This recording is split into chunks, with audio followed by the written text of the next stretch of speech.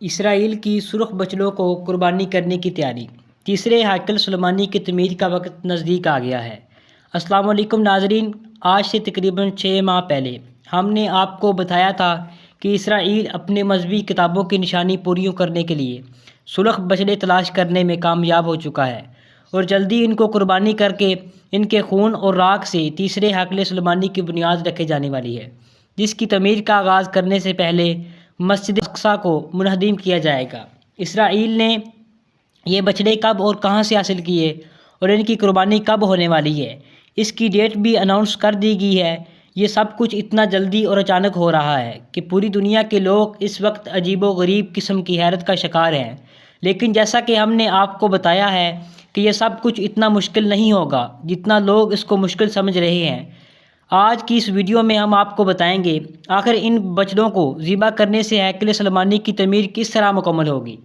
اور اس سلسلے میں اسرائیلی یہودیوں کا کیا عقیدہ ہے۔ تو آئیے چل کر موضوع کا باقاعدگی سے آغاز کرتے ہیں۔ محترم ناظرین، ہم نے آج سے 6 ماہ پہلے آپ کو بتا دیا تھا کہ اسرائیل نے اپنی مذہبی کتابوں یعنی تورات اور تال، جسے ہم زبور کہتے ہیں، کے مطابق اسرائیل نے بچڑوں کی تلاش میں کئی ملین ڈالرز پھونک ڈالے تھے، لیکن اب تک انہیں ایسا کوئی سرخ بچڑا نہیں ملا تھا جس پر کسی بھی قسم کا کوئی دوسرا نشان نہ ہو اور ان کے جسم پر مکمل طور پر سرخ رنگ کی بالیاں ہوں۔ آج سے 6 ماہ پہلے ٹیکساس کی یعنی امریکہ کی ایک ریاست کے ایک فارم میں اسرائیل کو ایسے 5 سرخ بچڑے مل گئے تھے جنہیں کئی ملین ڈالرز کے عوض اس فارم کے مالک سے خرید لیا گیا تھا، اور انہیں بڑی احتیاط سے اسرائیل منتقل کر کے انتہائی سخت سیکورٹی میں ان کی دیکھ بھال شروع کر دی گئی تھی، اور ان بچڑوں کو قربانی کر کے ان کے گوشت کو جلایا جائے گا اور ان کے خون کو اور گوشت کی راکھ کو اکٹھا کر کے ہیکل سلیمانی کی بنیادوں میں بھرا جائے گا۔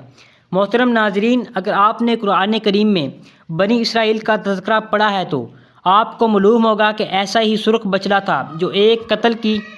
تحقیقات کے لیے اللہ رب العزت نے ان سے قربانی کر دینے کے لیے کہا تھا۔ یہی وجہ ہے کہ یہودیوں کے نزدیک سرخ بچڑا نہایت مقدس اور انتہائی اہمیت کا حامل ہے۔ ان کے عقیدے کے مطابق جب تک ایسے سرخ بچڑے نہ ملیں تب تک ہیکل سلیمانی کی تعمیر شروع کر دینا ایک بدشگونی ہوگی۔ اب جب ان کو ایسے بچڑے مل چکے ہیں تو اگلا کام ہیکل سلیمانی کی تعمیر سے پہلے اس خطے میں موجود فلسطینی مسلمانوں کو مکمل طور پر ختم کر دینے کا ارادہ تھا، تاکہ فلسطین میں موجود مسجد اقصیٰ کو منظم کرنے میں کسی بھی قسم کی دشواری کا سامنا نہ کرنا پڑے۔ غزہ کی پٹی سے تمام مسلمانوں کو رفح کراسنگ کی جانب دھکیل دیا گیا ہے، اور مصر رفح بارڈر کھولنے پر تیار نہیں ہے۔ مصر کا خیال ہے کہ یہ فلسطینی پناہ گزین یعنی مہاجرین مصر کی معاشیت کے لیے ایک بہت بڑا دھچکا ثابت ہوگے، اور وہ اسی وجہ سے انہیں اپنے ملک میں جگہ نہیں دینا چاہتے۔ رفح میں ہر طرف سے میسورہ فلسطینی مسلمان اب اسرائیل کے رحم و کرم پر ہیں، اور دو طرف سے ان کو اسرائیلی فورسز گھیرے ہوئے ہیں، چونکہ یہ آپریشن سراسر غیر انسانی ہوگا اور اس کے نتیجے میں بہت سے فلسطینی مسلمانوں کی نسل کشی ہوگی۔ اس لیے امریکہ بھی اس کھلے عام دہشت گردی کی اجازت دینے میں آ چکا ہے۔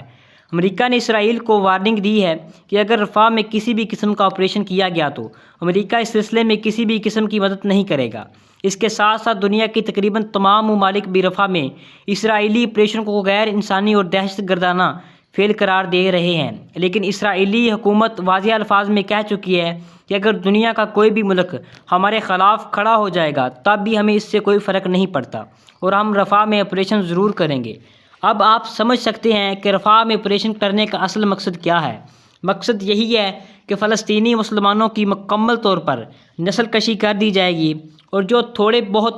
بہت باقی بچ جائیں گے انہیں اس قابل نہ چھوڑا جائے گا کہ وہ اسرائیل کے خلاف کھڑے ہو سکیں۔ اگر اس خطے میں کوئی بھی ایسی مزاحمت کارکوکت باقی رہ جائے گی جو اسرائیل کے کرتوتوں کے خلاف کھڑی ہو سکے گی تو اسرائیل اپنے ہیکل سلیمانی کی تعمیر کے خواب کو عملی جامہ نہیں پہنا سکے گا۔ اور اس کے ساتھ ساتھ کچھ اندرونی ذرائع کے مطابق اسرائیل ان بچڑوں کو جنہیں ٹیکساس سے خریدا گیا تھا انہیں جبل زیتون کی چوٹی پر بالکل مسجد اقصیٰ کے سامنے قربان کرنے والا ہے۔ اس کے بعد انہیں جلا کر ان کی راکھ اور خون کو ہیکل سلیمانی کی بنیادوں میں بھرنے کی تیاری بھی مکمل ہو چکی ہے۔ اپریل کا مہینہ آتے ہی انہوں نے یہ اپنا کام شروع کر دینا تھا، اور ہمیں معلوم نہیں کہ اب اپریل کی کس تاریخ کو یہ کام سر انجام دیا جائے گا۔ اس لیے ہم یہ اندازہ لگا رہے ہیں کہ اسرائیل جلد ہی رفح میں آپریشن شروع کرے گا تاکہ مصر کو بارڈر کھولنے پر مجبور کیا جا سکے اور بچے کچھ بارڈر پار دھکیل کر فلسطین کا پورا علاقہ مکمل طور پر خالی کروا لیا جائے۔ اس کے بعد اسرائیل بڑی تیزی سے مسجد الاقصیٰ کے انعام کی تیاری شروع کر دے گا تاکہ اس جگہ پر ہیکل سلیمانی کی تعمیر کی بنیاد رکھی جا سکے۔ پیارے ساتھیوں، وہ مسلمان جنہیں لگتا تھا کہ اسرائیل بھرپور عالمی دباؤ کے سامنے ایسی کوئی حرکت نہیں کر سکے گا، وہ اس وقت بڑی حیرت سے اسرائیل کو اپنے تمام تر منصوبوں میں کامیاب ہوتے ہوئے دیکھ رہے ہیں، اور یہی قرب قیامت کی نشانی بھی ہے۔ بڑے بڑے مسلمان عرب ممالک اسرائیل کی پشت پر کھڑے ہیں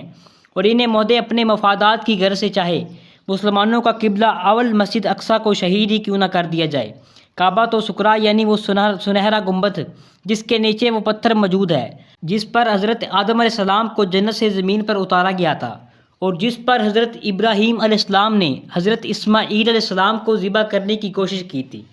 اس پتھر کو بھی یہودی مقدس مانتے ہیں۔ مسجد اقصیٰ کو مسمار کرنے کے بعد یہ پتھر بھی یہودیوں کے تیسرے ہیکل سلیمانی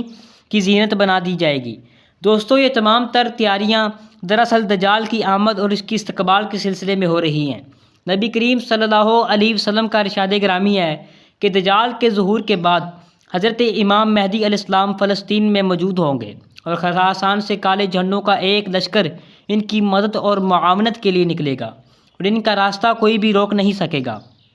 یہاں تک کہ وہ اہلیہ یعنی موجودہ یروشلم پہنچ کر حضرت امام مہدی علیہ السلام سے مل جائیں گے۔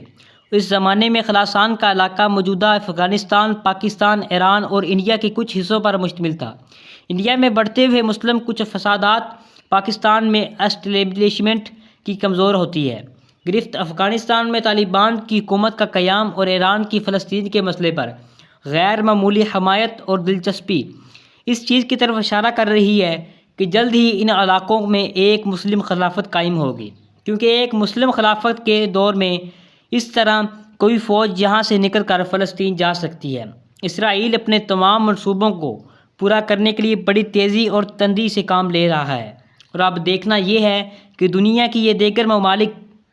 جن کی جانب حدیث میں اشارہ کیا گیا ہے یہاں سے کب کوئی فوج نکلے گی اور حضرت امام مہدی علیہ السلام کا ظہور کب ہوگا۔ اللہ سے دعا ہے کہ وہ ہمیشہ ہمیں حق کی جانب نگران رکھے اور حق کا ساتھ دینے کی توفیق عطا فرمائے، آمین۔